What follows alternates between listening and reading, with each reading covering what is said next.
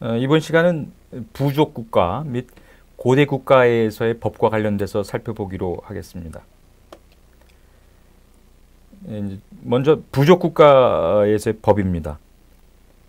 당시 이제 부족국가에서의 특징이 뭐냐 살펴보면 금속문화 유입을 줄 수 있을 것 같아요. 금속문화 유입은 노동 생산력의 증대와 함께 원시적 씨족 공동체 내부의 계급 분화를 촉진케 하였다라고 하는 것.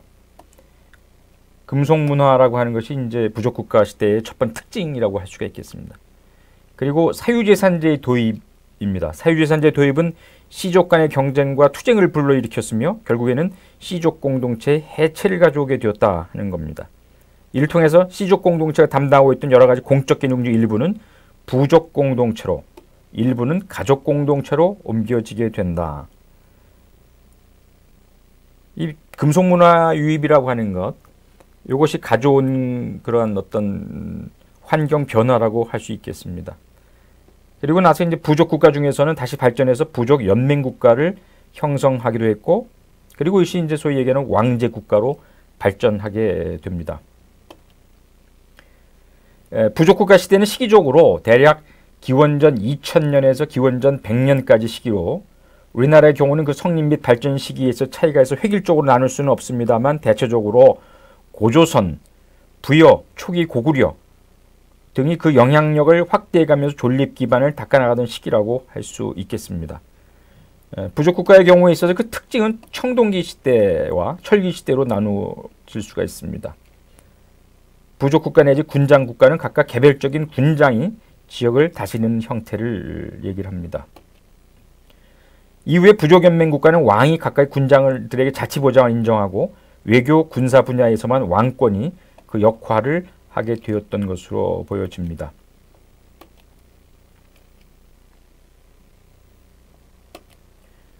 여러분 여기 보시게 되면 이제 요거는 이제 청동기 시대 유적이라고 할 수 있는 이제 고인돌입니다. 고인돌. 청동기 시대에 있어서의 대표적인 유물이 바로 이 고인돌입니다.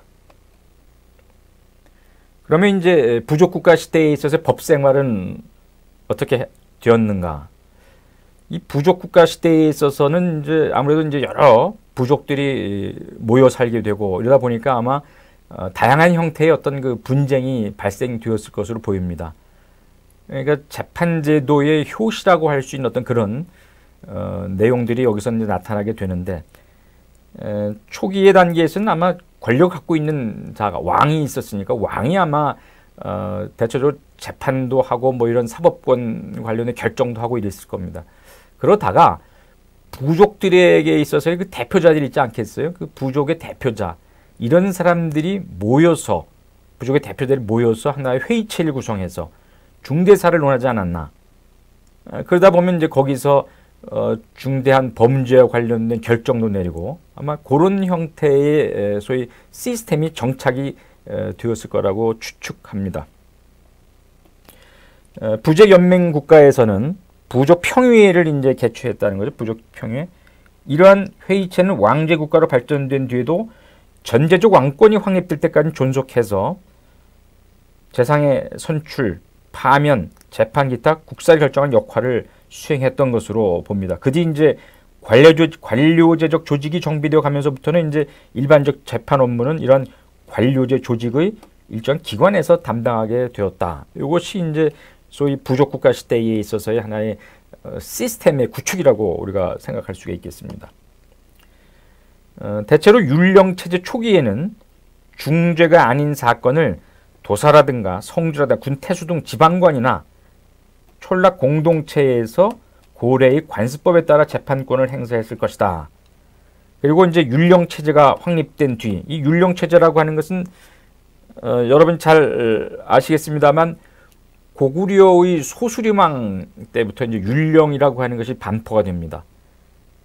그러니까 율령체제라고 하는 것은 이제 고구려 시기 그리고 백제 신라 시대로 들어오면서부터 이 율령 시스템이라고 하는 것이 이제 구축이 되죠. 다시 얘기하면 율령이라고 하는 것은 이제 법률에 의해서 다스려진다 하는 그런 의미를 갖습니다. 그렇다면 이제 부족국가 시대의 규범의식 내지 규범의 토대가 된 사상 내지 정신, 그러니까 부족 국가에서 그걸 지탱해온 법 사상, 과연 무엇이겠는가 하는 그런 얘기입니다. 거의 대부분의 부족 국가에서는 이제 원시시대의 신앙이나 규범의식이 기층에 깔려 있었다는 것이죠.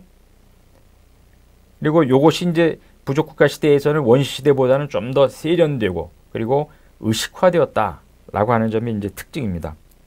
그러면 구체적으로 당시에 있어서의 법 사상은 어떤 것이 있었는가? 첫 번째로 경천 사상입니다. 경천 사상, 그리고 조상 숭배 사상, 그리고 엄법주의 사상, 응보 사상, 그리고 서천 사상. 당시에 이제 규범의식의 이제 근원이 아니었겠는가 하는 것입니다. 먼저 경천 사상을 볼까요? 경천 사상. 경천 사상이라고 하는 것은 이제 하늘을 공경한다는 것이죠. 하늘. 그리고 하늘의 뜻에 따라서 살아가고자 하는 그런 사상을 얘기합니다. 경천 사상. 당시에도 그 외경의 대상이 되었고 두려움과 공경의 대상이 되었던 것은 아무래도 하늘이 아니었는가 싶습니다. 그러니까 벌을 내릴 때는 하늘의 뜻이다. 이런 의식하에서 이제 벌을 또 내렸다 하는 거죠. 그래서 이 하늘은 우주 만물을 천지자연의 이치로 만들어 기르는 근본이면서 모든 규범의 표준이 아니겠는가라고 하는 겁니다. 하늘의 뜻, 이것을 굉장히 존중했었다 하는 겁니다. 그리고 두 번째로 볼 수 있는 것이 바로 이제 조상 숭배 사상입니다. 조상 숭배 사상. 살아있는 사람들의 운명이나 생활이 죽은 조상들의 영혼에 의해서 영향을 받는 것 아니냐 하는 겁니다. 그러니까 살아 생전에 여러 가지 일을 많이 했던 그런 분들이 이제 죽거나 하는 경우에 있어서는 그 죽은 사람에 대해서 뭐 제사를 지낸다든가 이렇게 하면서 조상을 숭배하는 그런 사상이 근저에 깔려 있었다. 부족국가 시대에 있어서의 하나의 사상으로서 그 역할을 하는 것이 아니냐 하는 겁니다. 다시 얘기하면 이제 부여 같은 데에서 이제 사체 같은 걸 썩지 않도록 하는, 그렇게 이 사체가 상하지 않도록 중히 여겼다는 것이고, 그리고 사람들은 이제 그 같이 있던 사람들을 순장한다 그러죠. 같이 이제 묻는 거, 이건 순장이라고 하는데 그것이 하나의 조상 숭배 사상의 하나의 발로가 아니었겠는가. 그 대표 예로 이제 순장을 들고 있습니다. 그리고 이제 엄법주의 사상입니다. 엄법이라고 하는 것은 이제 법이 엄하다라고 하는 것이죠. 요거는 이제 사회 통치를 하는 데 있어서 통치 질서 내지 사회 질서에 반하는 행위. 요거는 엄히 벌여야 되겠다 하는 겁니다. 여러분 나중에 제가 또 설명을 드리겠습니다만 이 부족 국가 초기라든가 고대 국가 초기 또는 이제 중후반도 마찬가지입니다만 이 당시에 있어서의 범죄에 대한 형벌이라고 하는 것은 굉장히 엄했습니다. 엄한 것은 그 형벌이라고 하는 것이 굉장히 가혹했다, 잔혹했다라고 하는 것을 볼 수 있습니다. 이런 것은 결과적으로 엄히 다스려야 된다. 왜 엄히 다스려야 되느냐? 하나의 사회 통치, 질서를 확립하기 위해서는 이 엄히 다스리는 것이 이것이 최선의 방책이다. 그 대표적인 것이 이제 중국에 있어서의 바로 소위 얘기하는 법가 사상을 들 수가 있습니다. 어쨌든 이 부족 국가 시대에 있어서도 엄법주의 사상이라고 하는 거, 이게 이제 여기서 의미를 갖습니다.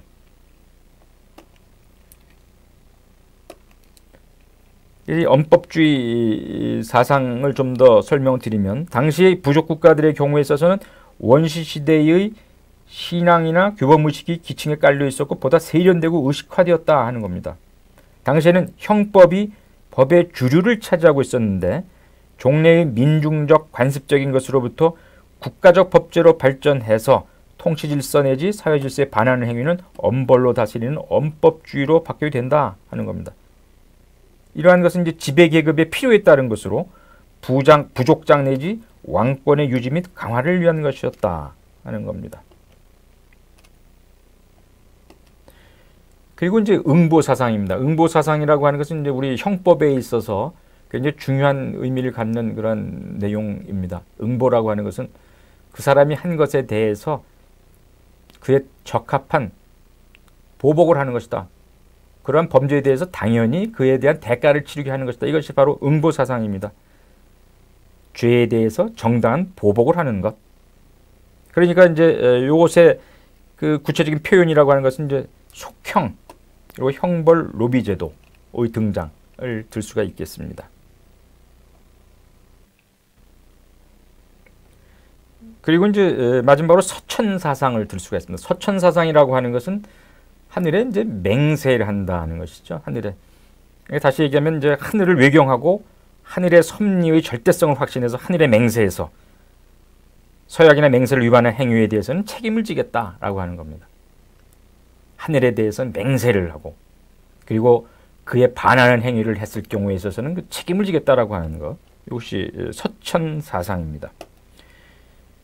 서천사상이라고 하는 것은 이제 소위 천벌이라고 하는 것. 그래서 종교적 처벌에 대한 확신 그리고 서약이나 맹세를 위반한 행위를 명백한 죄로 인식했었다. 이것이 당시에 있어서 하나의 법의식이었다라고 볼 수 있습니다. 하늘을 외경하고 하늘의 섭리의 절대성 확신하는 의식은 씨족사회나 부족사회 이래로 계속 이어져 내려왔다는 것이고 신의가 정착되었던 사회였음을 추정케 하는 여다 하는 겁니다. 여기에 있어서 이제 천벌이라고 하는 것, 천벌을 승인한다 하는 겁니다. 이것은 왜냐하면 자기가 그러한 행위를 했을 경우에 있어서 그 벌을 받겠다라고 하는 것을 이제 맹세하지 않았습니까? 그러니까 천벌, 하늘이 내린 벌은 내가 마땅히 내가 감당하겠다라고 하는 그런 의미라고 볼 수가 있겠습니다. 이거는 이제 청동기 시대에 있어서 이제 문이 거울 뭐 이런 겁니다. 청동기 시대의 대표적인 그 예라고 할 수 있겠습니다.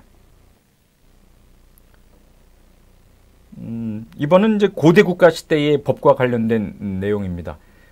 고대 국가가 과연 언제부터 고대 국가라고 볼 수 있느냐라고 하는 것은 시기적으로 정확하게 그걸 잘라내기가 쉽지가 않습니다만 대체적으로 절대 왕권이 이제 그 중심에 있는 경우가 아니냐.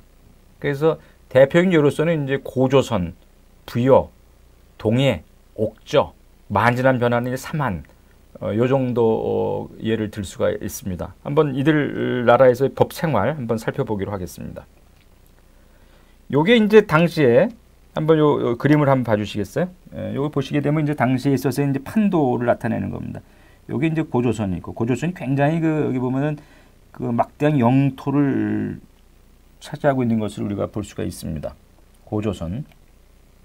요거는 이제 고구려 벽화 귀족들이 이제 야외 다양한 놀이를 지킨 그런 것을 이제 벽화로 담은 내용입니다.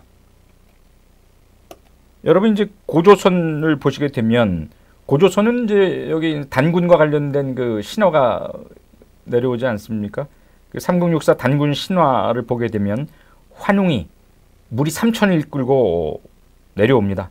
그 중에는 이제 풍백, 우사, 운사 이런 직책을 갖고 있는 그런 신화들도 있었고, 근데 이런 것은 이제 결과적으로 당시에 상하 계급 지배 관계가 있었지 않느냐라고 하는 거, 그것을 보여주는 것이고, 당시에 이제 중앙 집권적인 그런 체제가 있었지 않느냐라고 하는 것을 이제 알 수가 있습니다. 그리고 환웅의 경우에 있어서는 이제 인간사 360여 가지 일을 다스렸다고 이제 전해지는데, 뭐 여기에는 이제 뭐 곡식이라든가 생명, 질병, 형벌, 선악의 5가지 이런 것을 이제 주관했다는 것이죠. 그래서 주명, 주형이라는 명칭도 사용했다고 전해지고 있습니다. 고조선의 사회 구성을 한번 볼까요? 고조선 중앙집권적 체제를 갖고 있었다라고 하는 것을 우리는 여기서 알 수 있는데, 귀족이 있었다. 그리고 일반인도 있었다. 그리고 노비가 있었다라고 하는 겁니다. 당시 이제 노비가 있었다라고 하는 것이 이제 사회 하나의 시스템을 우리가 그걸 통해서 볼 수 있는 것. 경제적 기반을 따로 갖추고 있지 않았느냐 하는 겁니다. 그 토지라고 하는 것도 그렇고 재화로운 것도 노예와 이제 같이 우리가 동급에 생각할 수 있는데, 노예가 있었다라고 하는 것, 그리고 토지를 자기가 갖고 있었다라고 하는 것, 상당히 그 중요한 의미, 사유재산 제도라고 하는 것이 인정된 시기가 아니었느냐 하는 겁니다. 일반인들의 역할은 뭐냐? 기본적으로 생산활동을 담당했습니다. 일반인들은. 그러니까 일반 촌락 구성원이나 친족 집단들 간에 있어서는 공동체적 유대가 강하게 작용됐다. 노비도 상당수 존재했으나 대규모 노비 경영은 발달되지 않았던 것으로 보인다. 이 고조선에 있어서의 어떤 사회 구성 관련된 겁니다. 여기 보시게 되면 그 고조선에 있어서의 이제 그 신분 관계를 좀 이제 알 수가 있는 거죠. 노비, 서민, 평인, 관료, 그리고 거수와 거수 일조, 이건 귀족 일족들이겠죠. 이제 환웅일족, 단군일족 뭐 이렇게 쭉 이렇게 올라가는 이런 것이 당시에 있어서의 어떤 그 신분을 나타내는 그러한 모습이라고 볼 수 있겠습니다. 이건 이제 고조선 관련된 이제 중국에 있어서의 아마 그 자료들을 그렇게 모아놓은 것 같습니다. 고조선 당시 이제 청동기도 있었고 또 철기도 같이 아마 그렇게 해서 아마 이어지는 것 같은데 청동기와 관련된 그 각종 장신구라든가 칼이라든가 뭐 이런 겁니다. 그러면 이제 당시 고조선에 있어서 법과 법 생활의 한 내용을 보면 고조선에 있어서의 그 건국이념이라고 하는 것이 바로 홍익인간입니다. 홍익인간. 이 홍익인간은 널리 인간 세상을 이롭게 한다 하는 겁니다. 홍익인간이라고 하는 것은 널리 인간 세상을 이롭게 하는 것이다. 이 홍익인간 이 사상에는 어떤 것이 있느냐? 제세이화, 이도여치, 광명이세 이런 것들이 있습니다. 제세이화, 이도여치, 광명이세. 이제 고조선에 있어서의 이 홍익인간 사상이 대표적인 그 건국 이념이라고 할 수 있는데 이 홍익인간 사상을 구체화하는 것, 이 홍익인간 사상을 구체화할 수 있는 어떤 그런 내용들이 되는 것이죠. 제세이화, 이도여치, 광명이세라고 하는 것. 이것이 홍익인간 사상을 이제 뒷받침해주는 그런 것이다 하는 겁니다. 이러한 정신에 터잡아서 일상생활에서의 준칙, 어떤 행위를 하는 데 있어서의 기준, 가이드라인이라고 할 수 있는 제시되었고 당시의 법생활의 기본 원칙으로 이런 것들이 이런 내용들이 기능하였을 것이다 하는 얘기입니다. 우리 전통적 법사상 내지 법정신의 원류는 어디 찾을 수 있느냐? 고조선의 홍익인간 사상에서 이제 찾을 수가 있는 것입니다. 홍익인간 사상은 인간을 최고의 가치를 지닌 존재로서 존중하는데 그 의미를 둡니다. 즉 세상 만물의 중심적 존재인 인간을 인간이라는 그 자체만으로도 존중받아야 한다는 인간 존중의 사상이 그 근저에 깔려 있는 것이다. 그러니까 홍익인간 사상에 있어서의 근본 핵심적인 내용은 인간 존중 사상 아니겠느냐 하는 겁니다. 고조선 시대 이제 범죄를 지은 사람들에 대한 재판 이런 것이 과연 어떻게 행해졌을까 하는 그런 내용입니다. 아마도 초기에는 각 지역 공동체 지도자가 독자적으로 심판했을 것으로 보여집니다. 그런데 또 한편으로는 고대 게르만 사회라든가 이렇게 그 민회라고 하는 게 존재했는데 민중이 직접 재판에 참여했을 수도 있다 하는 겁니다. 고조선에 있어서는 유명한 그 팔조법금이라고 하는 것이 있습니다. 팔조법금.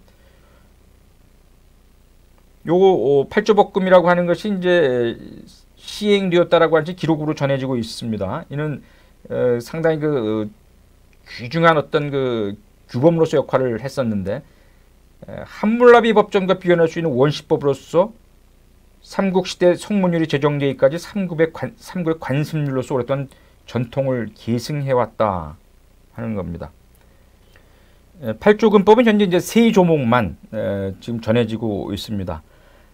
그중 이제 첫 번째가 이제 살인자는 즉시 사형에 처한다. 요거는 이제 세계는 한서 지리지에 나오는 것입니다.